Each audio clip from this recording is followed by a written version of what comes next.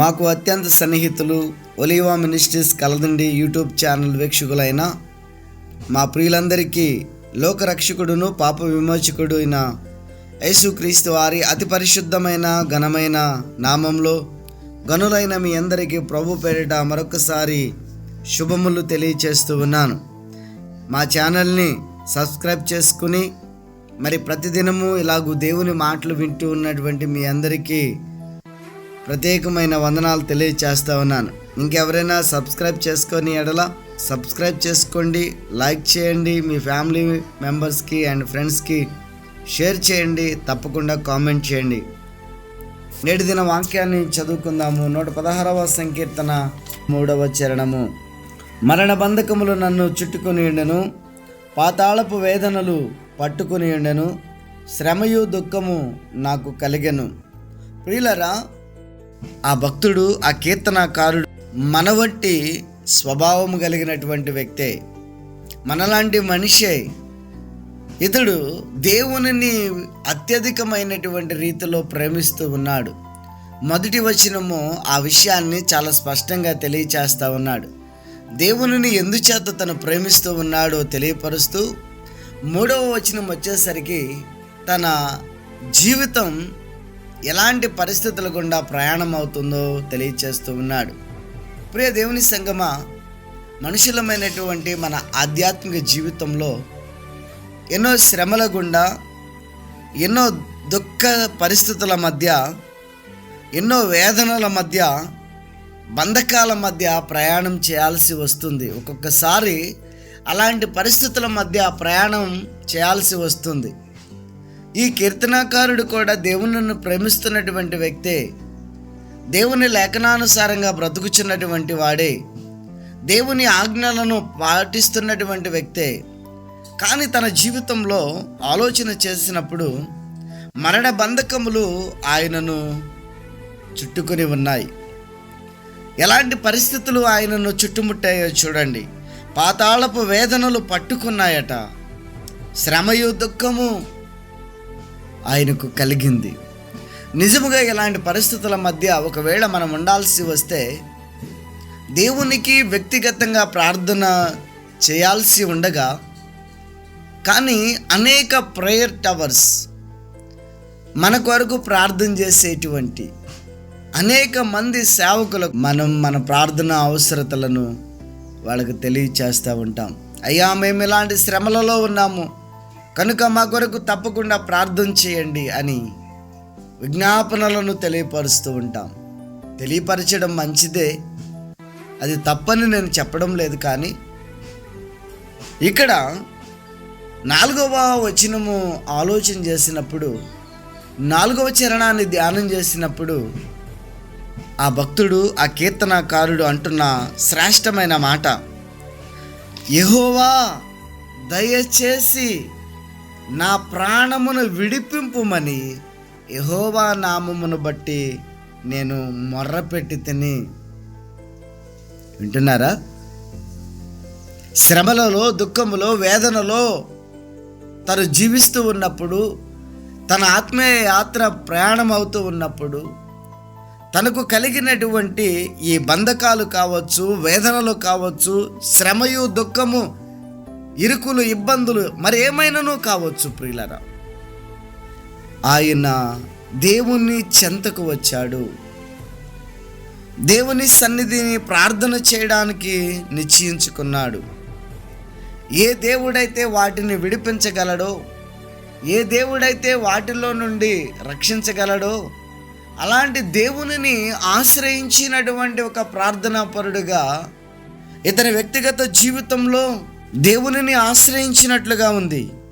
దేవుని సన్నిధిలో తన విన్నపాన్ని తెలియచేస్తూ ఉన్నాడు.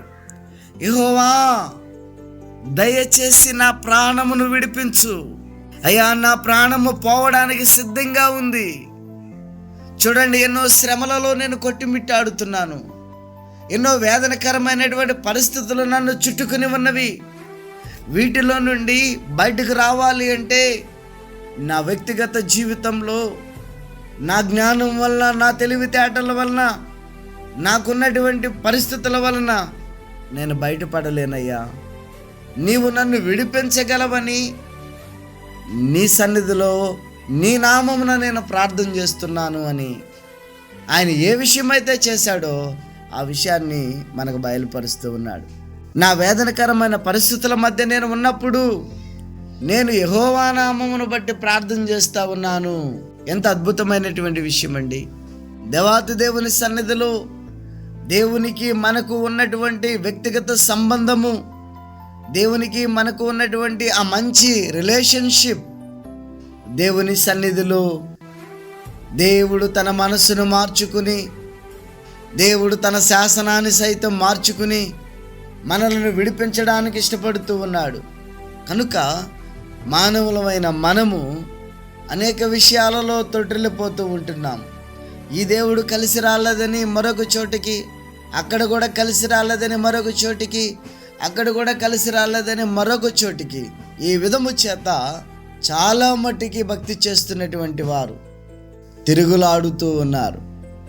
దేవునిని నమ్ముకుంటే కలిసి రావాలని, లాభం కలగాలని, ఈ శ్రమలలో నుండి మాకు విముక్తి కలగాలని వాడి ఆలోచనల ప్రకారము ఆయా విధములుగా ప్రయత్నాలు చేస్తూ ఉన్నాడు. అయితే నాదొక చిన్న సలహా. ఈ 4వ వచనం ప్రకారము మనం అందరము కూడా కలిగి ఉన్నటువంటి ఆ వేదనలను బట్టి, కలిగి ఉన్నటువంటి ఆ శ్రమలను బట్టి, కలిగి ఉన్నటువంటి ఆ దుఃఖ పరిస్థితులను బట్టి మనము యెహోవా నామములో ప్రార్థన చేయాల్సి ఉంది. ఆయన మొర్రపెట్టినటువంటి వ్యక్తిగా కనబడుతూ ఉన్నాడు. ఈ ఉదయకాల సమయంలో, ఈ శ్రేష్టమైన సమయంలో దేవుని వాక్యం వింటున్నటువంటి ప్రియులరా, 3వ వచనంలో ప్రార్థన చేశాడు. 8వ వచనంలో అంటున్నాడు, మరణము నుండి నా ప్రాణమును, కన్నీళ్లు విడవకుండా నా కన్నులను, జారి పడకుండా నా పాదములను నీవు తప్పించి ఉన్నావు. దేవునికి మహిమ కలుగునుగాక. చూడండి ప్రియులరా, అతడు దేవునిని ఆశ్రయించాడు. అతడు దేవుని సన్నిధిలో యెహోవా నామమును బట్టి ప్రార్థన చేశాడు. 8వ వచనం వచ్చేసరికి మరలా చెప్తున్నాడు, మంచి సాక్ష్యం ఇస్తా ఉన్నాడు. మరణము నుండి నా ప్రాణమును తప్పించావు నాయనా, కన్నీళ్లు విడవకుండా నా కన్నులకు, జారి పడకుండా నా పాదములను నీవు తప్పించావు. ఎంత అద్భుతమైనటువంటి విషయం.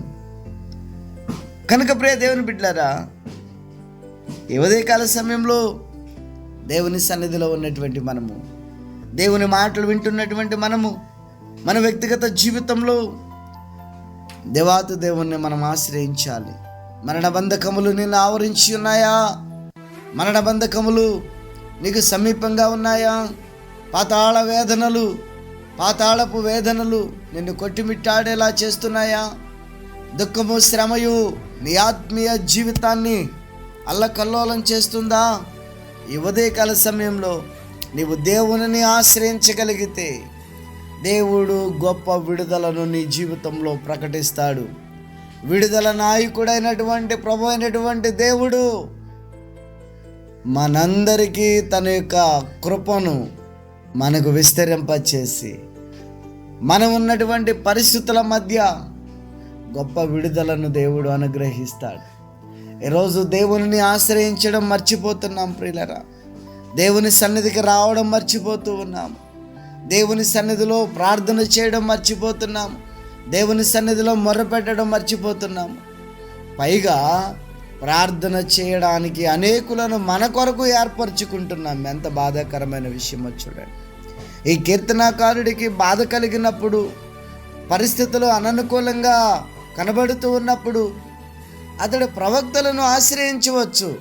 ప్రవక్తలను పిలిపించుకుని తన కొరకు దేవుని సన్నిధిలో ఏదైనా యాగము చేయొచ్చు, లేదా ఆ ప్రార్థనకు సంబంధించినటువంటి కార్యాలను ప్రవక్తల ద్వారా చేయించవచ్చు. కానీ ఈ కీర్తనాకారుడికి తెలుసు, తన వ్యక్తిగత జీవితంలో మనము దేవునిని కలిగి ఉండడాన్ని బట్టి, వ్యక్తిగత జీవితంలో దేవుని మీద ఆధారపడడాన్ని బట్టి, వ్యక్తిగత జీవితంలో దేవుని సన్నిధిలో దేవుని మీద ఆనుకోవడాన్ని బట్టి దేవుడు ప్రతిఫలం ఇస్తాడు. దేవుని లేఖనాలు సెలవిస్తూ ఉన్నాయి, ఎవని మనసు అయితే నీ మీద ఆనుకుంటుందో వానిని పూర్ణ శాంతి గలవానిగా చేస్తాడు దేవుడు. మనము ఆయన మీద ఆనుకోవాలి. అలా ఆనుకునే మనసు మనము కలిగి ఉండాలి. ఈ లోకంలో ఎవని మీద మనం ఆనుకుంటున్నాం? బాధ కలిగినప్పుడు ఎవరిని ఆశ్రయిస్తూ ఉన్నాము? వేదనలు కలిగినప్పుడు ఎవరిని మనం ఆశ్రయిస్తూ ఉన్నాము? ఈరోజు పరీక్షించగలిగితే ఈ 116వ కీర్తన ద్వారా దేవుడు ఒక అద్భుతమైనటువంటి సందేశాన్ని ఈ శుభ సమయంలో మనకిస్తూ ఉన్నాడు. వేదనలు ఎన్నైనా కావచ్చు, కలగవచ్చు, పరిస్థితులు నీకు అననుకూలంగా ఉండవచ్చు, కానీ దేవుని సన్నిధిలో నీవు ప్రణమిల్లి నిజముగా నేను మొర్రపెట్టగలిగితే, నిజముగా మనము దేవుని సన్నిధిలో మొర్రపెట్టగలిగితే వీటన్నింటి నుండి దేవుడు మనకు విడుదలను కలుగ చేస్తాడు. ఈ శ్రేష్టమైన పరిశుద్ధ లేఖనాలలో అనేక మంది ప్రార్థనాపరులు, అనేక మంది విజ్ఞాపనకర్తలు దేవుని సన్నిధిలో మొర్రపెట్టారు. ప్రియులరా, మొర్రపెట్టి దేవుని దగ్గర నుండి ఉన్నతమైనటువంటి జవాబును పొందుకున్నారు. కాల సమయంలో ఆయనను ఆశ్రయిద్దాము. బాధ కలిగిందని ఎవరి వైపు చూడొద్దు ప్రియులరా. వాళ్ళు ప్రార్థన చేస్తారు, వీళ్ళు ప్రార్థన చేస్తారని మనుషుల మీద అనుకోవద్దు, మనుషుల మీద ఆధారపడవద్దు. దేవుని మీద ఆధారపడు, దేవుని మీద ఆనుకో. ఆయన గొప్ప అద్భుతమైనటువంటి కార్యాలు మన జీవితంలో జరిగిస్తాడు. మనుషులను నమ్ముకొని ఆత్మీయ జీవితంలో పాడైపోతున్నావు. మనుషులను ఆశ్రయించి శాపగ్రస్తుడిగా మారిపోతున్నావు. కనుక ఈ శాపముల నుండి విడుదల చేసేటువంటి దేవుడు, వేదనల నుండి మనల్ని తప్పించగలిగిన దేవుడు, పరిస్థితులు ఎలాంటివైనా ఆ పరిస్థితుల మధ్య మనలను నడిపించగలిగినటువంటి వాడు, ఇరుకులో విశాలత కలుగు చేసేటువంటి ఆ మహాదేవుడైనటువంటి ప్రభువు మనలందరినీ కూడా తన రాకడ కొరకు సిద్ధపరుస్తూ, ఎలాంటి బంధకాల మధ్య అయినను, ఎలాంటి వేదనల మధ్య అయినను, శ్రమలు, దుఃఖములు ఇలాంటివి ఏవైనాను వాటిలో నుండి మన దేవుడు తప్పకుండా విడుదల చేస్తాడు. కనుక ఆ మహాదేవుని మీద మనమందరము మన మనస్సు నిలుపుదాము. అట్టి కృప దేవుడి ఉదయకాల సమయంలో మనలకు అనుగ్రహించునుగాక. చిన్న ప్రార్థన చేసుకుందాము. దయగలిగిన మా తండ్రి, నీ కొందనాలు. కీర్తనాకారుడు నిన్ను ప్రేమించినటువంటి వ్యక్తి మరణ బంధకముల మధ్య, పాతాళపు వేదనల మధ్య ప్రభువా, శ్రమయు దుఃఖము కలిగినప్పుడు ఆయన మనుషులను, అధికారులను మరెవరిని ఆశ్రయించలేదయ్యా. యెహోవా నామమును బట్టి ప్రార్థన చేస్తున్నానని ప్రభువా తన యొక్క వ్యక్తిగత జీవితాన్ని తెలియచేస్తూ ఉన్నాడు. ఈరోజు ఈ వాక్యాన్ని విన్నటువంటి మేమును మా వ్యక్తిగత జీవితంలో నిన్ను ఆశ్రయించి నీకు మొర్రపెట్టి నీ ప్రియకుమారుడైనటువంటి యేసుక్రీస్తు వారి నామంలో ప్రార్థన చేసి మేము అనేక విషయాలలో మేలు పొందుకునే వారిగా మమ్మల్ని అందరినీ ముద్రించమని, ఈ ఉదయకాల దీవెనలతో నింపమని యేసుక్రీస్తు వారి నామంలో ప్రార్థిస్తున్నాను తండ్రి, ఆమేన్. మీ ప్రార్థన అవసరాలు మాకు తెలియచేయండి. మా address pastor Samuel Suresh Kancharla, Oliva ministries, Kaladindi, Eluru జిల్లా. మా సెల్ నంబర్ 9395555446 మరియు 9390177778.